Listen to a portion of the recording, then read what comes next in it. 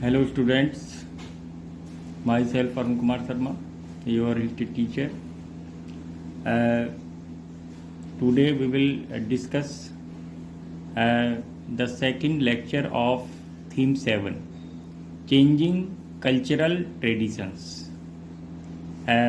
बदलती हुई सांस्कृतिक परंपराएं. Topic 1, how did Italian cities revive. Italian cities का रिवाइव में मतलब उनको रिवाइवल कैसे हुआ, वो पुनर्जीवित कैसे हुए और वे डेवलप्ड क्यों कैसे हुए.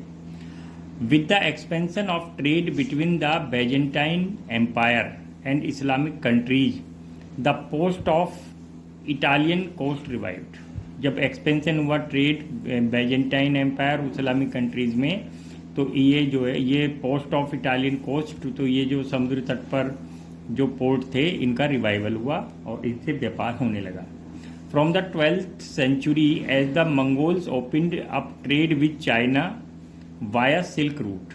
12th century में मंगोल्स ने अपना व्यापार चाइना के साथ स्टार्ट किया सिल्क रूट यानी रेशम मार्ग के जरिए. And as trade with western European countries also increase, और अपना वेस्टर्न यानी पश्चिमी यूरोपियन कंट्रीज के साथ व्यापार को भी बढ़ाया. Italian towns played a central role.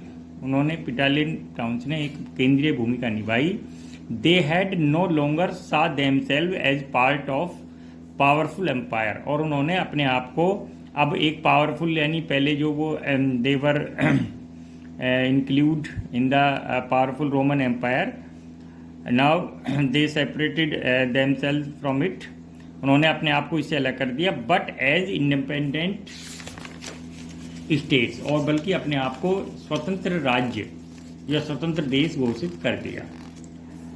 Two of these, Florence and Venice, इनमें से दो, फ्लोरेंस और वेनिस, वर रिपब्लिक्स, ये रिपब्लिक थे. And many other court cities ruled by princess, और बहुत सारे जो और कोर्ट सिटीज थे इनके अलावा वो किसके द्वारा, वो प्रिंस यानी राजाओं के द्वारा ही उनका रूल किया जाता था. जबकि ये रिपब्लिक बनते थे. रिपब्लिक का मीन्स होता है पीपल डायरेक्टली और indirectly choose their rulers and administrators. Topic 2, how did Venice and Genoa different from other parts of Europe. Venice और जेनेवा कैसे दूसरे पार्ट से अलग थे. The clergy were not politically dominant here, nor were the powerful feudal lords. ना तो यहाँ clergy means Christian priest dominant थे, और ना ही फ्यूडल लॉर्ड्स यानी सामंती जमींदार. Rich merchants and bankers actively participated in the governing city. और यहाँ के जो धनी व्यापारी और बैंकर्स जो होते थे वो एक्टिवली सक्रिय रूप से पार्टिसिपेट करते थे इन गवर्निंग सिटी, सिटी को गवर्न करने में, प्रशासित करने में. This help the idea of citizens to strike root, और इसलिए सिटीजनशिप का सबसे पहले जो आइडिया हुआ या जो उसकी जो रूट्स जड़ें थीं वो इन्हीं सिटीज यानी वेनिस और फ्लोरेंस से ही प्राप्त हुई. Even when these cities were ruled by military despots, जब इन सिटीज़ को कोई मिलिट्री डेस्पोट्स यानी सैनिक शासक भी इनको रूल करता था. The pride felt by the town people in being citizen did not weaken. तो उनका जो टाउन पीपल थे उनका जो प्राइड था वो कभी भी कमज़ोर नहीं होता था as a citizen. Students, our next topic is topic 3, the earliest universities in Europe had been set up in Italian towns. जो अर्लीस्ट यूनिवर्सिटीज यूरोप में वो इटालियन टाउन्स में ही क्यों सेटअप हुई. Explain how. The universities of Padua and Bologna had been centers of legal studies from the 11th century. जो university थी पाडुआ और बोलोंगा वो सेंटर थी लीगल स्टडीज मीन्स कानूनी अध्ययन का. 11th सेंचुरी से ही लगातार वो इसका सेंटर थी. Commerce being the chief activity in the city, और सबसे प्रमुख जो कार्य था, एक्टिविटी थी, वो थी कॉमर्स यानी ट्रेड, व्यापार। There was an increasing demand for lawyers, और अब क्या बढ़ने लगी, लॉयर्स मीन्स जो वकील एडवोकेट हैं, and notaries. Notaries means a combination of solicitor and record keeper. Notaries बोलते हैं जो सोलिसिटर यानी एडवोकेट भी हो, रिकॉर्ड कीपर यानी जितनी भी ट्रेड या लैंड से रिलेटेड जितनी भी एक्टिविटी हो उनको जो रिकॉर्ड करता हूँ ना, वो नोटरी। अब इनकी भी ज़रूरत महसूस होने लगी। To write and interpret rules and written agreements. To write and interpret rules को लिखना और उन्हें इंटरप्रेट करना, agreements without which trade on a large scale was not possible. और इसके लिए इसलिए जरूरत थी इनको सोलिसिटर यानी नोटेरीज और लॉयर्स की, क्योंकि जब ट्रेड किया जाता था तो उसमें रूल्स को भी इंटरप्रेट किया जाता था, रिटन एग्रीमेंट्स किए जाते थे, और उनके बिना without it was not possible to set up a large scale trade. Topic 4, write a note on Francesco Petrarch 1304 to 1378 CE। इन पर एक नोट लिखिए।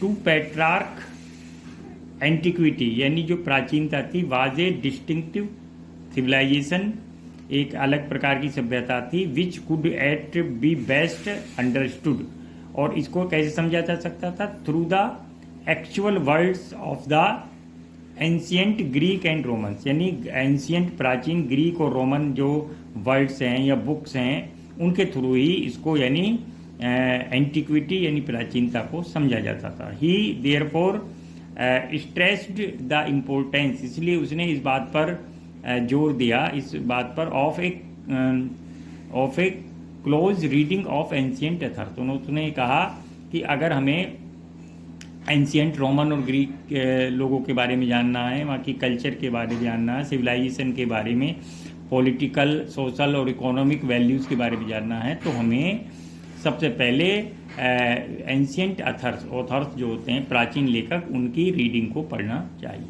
उनकी बुक्स को रीड करना चाहिए। Topic 5, define the word humanism. Humanism को डिफाइन करिए। By the early 15th century the term humanist was used for masters, उनके लिए होता था। मास्टर्स मीन्स यहाँ means expert persons who taught grammar,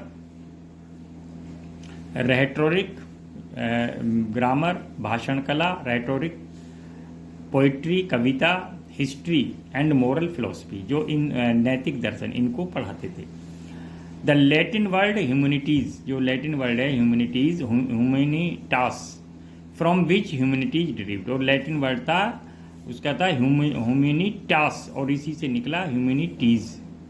had been used many centuries ago, कई century पहले इसका यूज किया जाता था, by Roman lawyers and essayist Cicero, Roman जो लॉयर था वकील, एंड एसिस्ट और निबंधकार, उसका नाम था Cicero. 106 to 143 BCE, a contemporary of Julius Caesar to mean culture. इसका मतलब ये था, वो ये कहता था कि एसिस्ट और इस प्रकार वो जूलियस सीजर का एक समकालीन था, और उसने ह्यूमैनिटीज़ को कनेक्ट किया था कल्चर से। कल्चर मीन्स संस्कृति। Students, our next topic is who wrote the book on the dignity of man 1486। Who are the writer of the dignity of man? Giovanni Pico della Mirandola 1463 to 1944 CE, a humanist of Florence. ये Florence का एक humanist था, उसने इसको book को लिखा। Topic 7, Homer अलीघेरी 1265 to 1231 CE and Giotto 1267 to 3037 CE। कौन थे ये? डॉन्टे अलीघेरी a layman who wrote religious themes, एक बहुत साधारण व्यक्ति था, कॉमन पर्सन था, और उसने रिलीजियस थीम्स यानी धार्मिक पुस्तकें भी लिखी। Giotto an artist who painted life like portrait, उसने लाइफ लाइक माने बड़ी बड़ी पिक्चर्स को, पोर्ट्रेट्स को बनाया। Students, our next topic is topic 8, describe humanist view of history. जो हिस्ट्री का ह्यूमनिस्ट व्यू है वो क्या है। ह्यूमनिस्ट थॉट दैट, वे सोचते हैं कि, तो उन्होंने सोचा कि they were restoring true civilisation after centuries of darkness, यानी कई शताब्दियों के डार्कनेस मीन्स अंधे युग के बाद एक नए एक ट्रू वास्तविक सभ्यता को वो इंट्रोड्यूस कर रहे हैं, या रेस्टोर कर रहे हैं, उसको पुनर्जीवित कर रहे हैं या रेनेसा कर रहे हैं। फॉर दे बिलीव्ड, वे विश्वास करते थे, that dark age had set in after the collapse of Roman empire, और उनका विश्वास था कि रोमन एम्पायर के टूटने के बाद, समाप्त होने के बाद एक पूरे यूरोप में एक डार्क एज आ गई थी।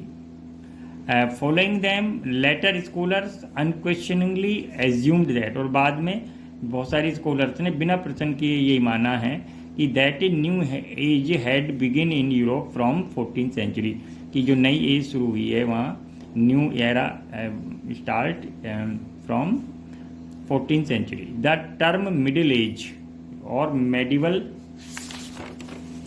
Period was use for the millennium के लिए, यानी मिलेनियम मीन्स 1000 ईयर्स के लिए यूज किया गया after the fall of Rome. In the middle age they argued, उन्होंने आर्ग्यू किया, उन्होंने लॉजिक दिया, तर्क दिया। The church had such complete control over the man's mind, उन्होंने बताया कि मिडिल एज में सिर्फ चर्च ही था जो कि माइंड, जो लोगों के माइंड को पूरी तरह से कंट्रोल कर रहा था। That all the learning of the Greeks and Romans had been blotted out, और इसीलिए जितनी भी ग्रीक्स और रोमन की जो लर्निंग थी, शिक्षाएं थी, उन सबको सब मिट गई। The humanist use the word modern for the period from 15th century, इस प्रकार ह्यूमनिस्ट ने वर्ड मॉडर्न या आधुनिक को 15th सेंचुरी के बाद यूरोप के लिए यूज़ किया। Next topic 9, mention the periodisation used by humanist and by later scholars, यानी जो पीरियोडाइजेशन यानी किया गया ह्यूमनिस्ट के द्वारा वो क्या है। और ये दूसरा 5th to 14th century after the fall of Roman empire and it is called the middle age. 5th to 19th century the dark age यानी a time या an era without any progress in literature, culture और politically और economically। 19th to 11th century the early middle age बोला गया, और 11th to 14th century को the later middle age and 15th century onward the modern age, इसको modern age बोला गया। Students, our next topic is mention the name of Plato and Aristotle in Arabic, यानी Arabic में इन भाषा में इन लोगों को क्या कहा जाता था। प्लेटो वाज रिनेम्ड एज अफलातून एंड एरिस्टोटल एज अरिस्तु। हु रोट एल्मेजेस्ट किसने लिखी। Ptolemy's Almagest a work on astronomy पर ये वर्क है टोलेमी का, रिटन इन ग्रीक, और ये ग्रीक में लिखा गया, ग्रीक लैंग्वेज में, बिफोर 140 CE के पहले, एंड लेटर ट्रांसलेटेड इन अरब, और बाद में इसे अरेबिक में इसका ट्रांसलेशन किया गया अरेबिक भाषा में। Students, following are some questions. Write the answer of these questions on your notebook. Question 1, how did Italian city revive? Short. How did Venice and Genoa different from other parts of Europe? Short. The earliest universities in Europe had been set up in Italian towns. Short. Write a note on Francesco Petrarch. Short. Define the word humanism. Short. Who wrote the book on the dignity of man? 1486 CE. Very short. Who were Alighieri and Giotto? Very short. Describe humanist view of history. Long. Mention the periodization used by humanists and by the later scholars. Short. Mention the name of Plato and Aristotle in Arabic language. Very short. Who wrote Almagest? Very short.